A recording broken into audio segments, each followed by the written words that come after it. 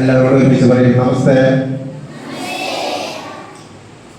ഞാൻ ഈ പറയാൻ കാരണം, ഞാൻ ഇന്ന് 9 മണിക്ക് കിട്ടിയ ടീച്ചറിനോട് എത്തണമെന്ന് പറഞ്ഞു. ഞാൻ 9 മണിക്ക് 2 മിനിറ്റുള്ള സമയത്ത് എത്തി. ഒരു 3 കുട്ടികളെ എന്നെ കണ്ടു. അവര് എന്നോട് ആദ്യം പറഞ്ഞ നമസ്തേ. അത് വളരെ നല്ല കാര്യം. കാരണം ഇത് ഈ സ്കൂളിനെ സംബന്ധിച്ചോളം നമ്മൾ കൂടുതൽ പറയല, ഏതൊരു കാര്യം എടുത്തു നോക്കിയാലും കുട്ടികളായിരിക്കും മുൻപന്തിയിലുള്ളത്. ഇവരുടെ വളർച്ച ഇതുപോലെ തന്നെ കൊണ്ടു നടക്കാൻ വളരെ പ്രയത്നിച്ചിട്ടുള്ള നമ്മളുടെ ഇവിടുത്തെ ടീച്ചേഴ്സും ഹെഡ്മിസ്ട്രസും അങ്ങനെയുള്ള എല്ലാവിധ ടീച്ചേഴ്സിനും ഇതിൽ വളരെ പങ്കുണ്ട്. എത്ര കുട്ടികൾ ഇങ്ങനെ ഇത്ര ചെറിയ കുട്ടികൾ വരെ അച്ചടക്കമായിട്ട് ഇരിക്കാൻ തന്നെ പറ്റുന്നത് വളരെ വലിയ കാര്യമാണ്. ഞാനിവിടെ ഇരുന്നപ്പോൾ ഞാൻ പല ആൾക്കാരെയും ശ്രദ്ധിച്ചു. ചെറിയ ചെറിയ കുട്ടികൾ പോലും കാര്യം കൂട്ടുവാനുണ്ട്.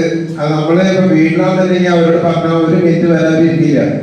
ഇത്ര ചെറുപ്പത്തിൽ ഇവരെ ഇങ്ങനെ പറഞ്ഞ് ശിക്ഷണം നടത്തി ഇത്ര ഭംഗിയായിട്ട് ഈ സുന്ദരികളും സുന്ദരന്മാരൊക്കെ ഇങ്ങനെ അണിയിച്ചൊരുക്കി ഇരുത്തണമെങ്കിൽ അത് പ്രത്യേക കഴിവന്നെയാണ്. കാരണം ഓരോരുത്തര് നോക്കണ്ടെങ്കിൽ അവർ ആ സ്ഥലത്ത് നിന്ന് നീങ്ങി പോകില്ല. അന്നാലും അവരുടെ ശ്രദ്ധയൊക്കെ പോയാലും മറ്റുള്ള ടീച്ചേഴ്സ് അവിടെ നിന്ന് അവര് ആ കൈകൊണ്ട് കാണിച്ച് അവരൊക്കെ സ്ട്രൈറ്റ് ആയിട്ട് ഇരുത്താനും വളരെ ഭംഗിയായിട്ട് ഈ സ്കൂള് കൊണ്ടു നടക്കുന്നുണ്ട്. ഇതിന്റെ മേൽനോട്ടം നടത്തുന്ന എല്ലാവർക്കും ഒരു അഭിനന്ദനങ്ങൾ ആദ്യമായിട്ട് അറിയിക്കും. പിന്നെ ഒരു കാര്യം ഞാൻ ആദ്യം എന്ന് പറയുന്നത്, നമ്മളുടെ കരാട്ട മാഷ് സന്തോഷ് ഇത്ര നേരം സംസാരിക്കുന്നത് ഞാൻ പ്രതീക്ഷിച്ചില്ല. ഞങ്ങളുടെ കുടുംബത്തിന് വന്നു കഴിഞ്ഞാൽ ഒരു സ്വാഗതം പറയാനോ നന്ദി പറയാനോ പറഞ്ഞു കഴിഞ്ഞാൽ ഒന്നല്ലെങ്കിൽ സ്വാഗതം എന്ന് പറയും, അല്ലെങ്കിൽ നന്ദി എന്ന് പറയും. അങ്ങനെ വെച്ച് അവസാനിപ്പിക്കുന്ന ഒരു സന്തോഷ് മാഷാണ് ഈ ഇരുന്ന് 15 മിനിറ്റ് സംസാരിച്ച്.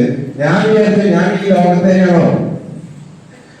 അത്ര സ്ഫുടമായിട്ടും എനിക്കറിയില്ല അതുപോലെ കറക്റ്റായിട്ട് ഓരോ സെന്റൻസ് വെച്ച് കാര്യമായിട്ട് പറഞ്ഞ് മനസ്സിലാക്കാനൊന്നും.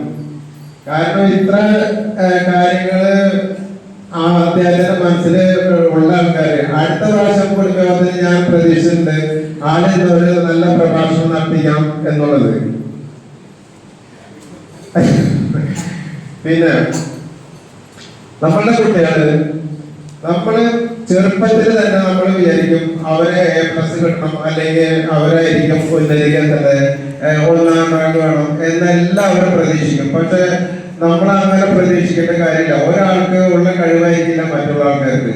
നമ്മൾ നാളെ ശരിക്കും നമ്മുടെ ഭാവിയിലെ വാഗ്ദാനമായിട്ടാണ് നമ്മളെ കുട്ടികളെ വളർത്തുന്നത്. അവരുടെ ആഗ്രഹങ്ങളും അവരുടെ പ്രതീക്ഷകള് എല്ലാം അവർക്ക് വിട്ടുകൊടുത്ത് അവരെ സ്വതന്ത്രമായിട്ട് പഠിക്കാനും സ്വതന്ത്രമായിട്ട് ചിന്തിക്കാനുള്ള കഴിവ് നമ്മൾ അവർക്ക് കൊടുക്കാം.